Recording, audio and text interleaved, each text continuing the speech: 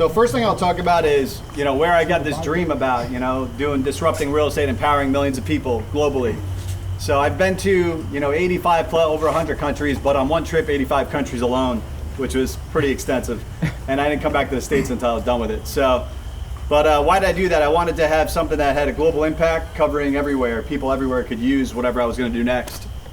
And I had an idea of building tech because I had led one of the larger plays that I'm aware of in buying real estate during the Great Financial Crisis. I was at Harvard Law School in 2007 and 2010, but in 2008 in December, after Lehman crashed and AIG, got bailed out, I started buying notes in December. So I saw a vision there to buy up a bunch of stuff, betting mostly on Florida. I'm from upstate New York, so there's no reason to be there.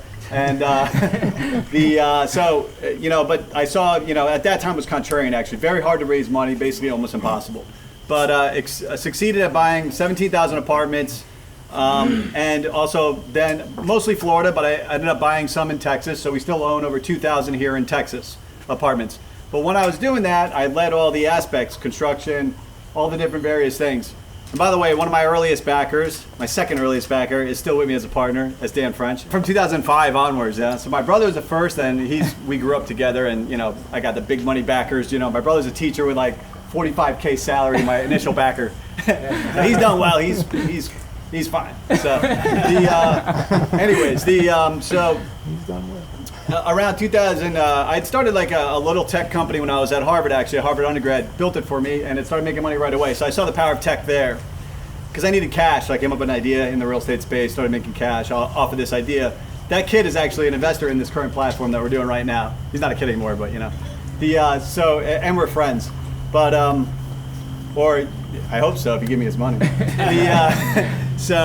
Anyways, but as I was building along, I started complaining about the technology in real estate a lot along the way, just how much it just sucked, and I could get real obsessive about things that if I have a problem with it, I'll just be like, this thing sucks, this technology sucks across the board, and also, why is there not something here? Why is there not something here? And we ran all the construction. I started out as a construction guy back in the day, and then, so we ran all the construction, all the maintenance, property management, everything. So I'm not just like a PE guy, Yeah, I got the investment side of it too, and I understand that side real well, but I also understand the guts of real estate very well.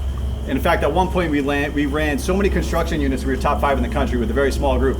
So, apartments under construction, turnovers they call them. But anyways, seeing all these problems, then around 2014-15, I started thinking, instead of seeing all these problems, I thought, man, this is a huge opportunity to impact people. And so around 2016, 2016 I became CEO of the Tech Initiative. So it might be like, well, how the hell did they get 10 things, so quickly? Well, it hasn't been that quick. And it's been a lot of cash. So I won't tell you much because I want you guys to have a good night tonight and not feel bad for me.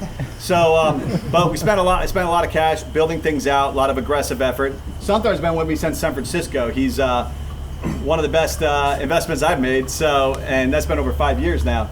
But he's Stanford background, just world-class guy.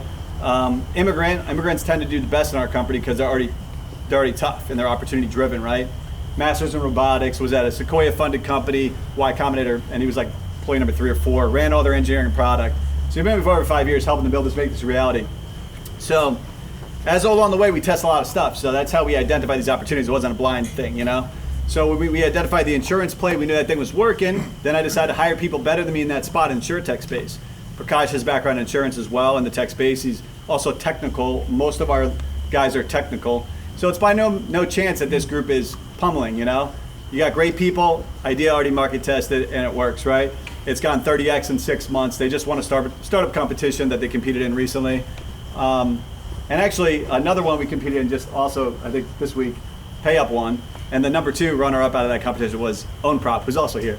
So, and they said it was pretty close, so don't feel bad, Ethan. He runs OwnProp. It's a Web3 product. But I feel bad for the other competitors. We just keep cleaning the floor with everybody. But the tech is all extremely well built. So that was the dream, basically. Build out technologies to disrupt the real estate space and empower all the people in. Because there's so many folks, man. The construction industry, they run businesses. And this is not small money, man. This is big, big money. Billions and billions of trillion, probably a $280 trillion industry, the real estate industry. All these assets need to be maintained. All of them, right? Everything's a depreciating asset on an accounting function, yes, but also in reality, that's also depreciating. So it needs to be maintained, kept up with. A lot of construction goes on, and all these things that happen need routing, they need money, they need insurance, and technology can bring a lot of value there. So that's kind of the big picture. But you can make a lot more money if you drive by mission anyways, especially in the tech industry, because you focus on your customer more. So we're very mission oriented in the company. Every one of these technologies empower people in some way. You look at the InsurTech product over here with InsurePro, guys need to get a job, right? They run a construction company, whatever it is. But you know, it could be like Jose's awesome at what he does. He's got a great crew, but he can't get insurance, so he doesn't have the right coverage, so he can't get on site. These are problems I know very well because I used to set up LLCs for these guys, get them coverage so I knew they were covered, and then just give them the LLC and let them do the work because I couldn't let them on site otherwise, right? So, and the pay up product, we used to roll around with a lot of cash before I had a great CFO and person to watch all that stuff because he was like freaking out. She's like, well, you're running around with all this damn money paying people $20,000 and stuff.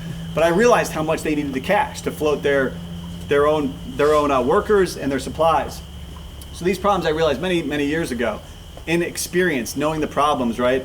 And I know if you read like Paul Graham, Y Combinator, he talks about the startups that are most successful are led by folks by far and away that understand the domain well.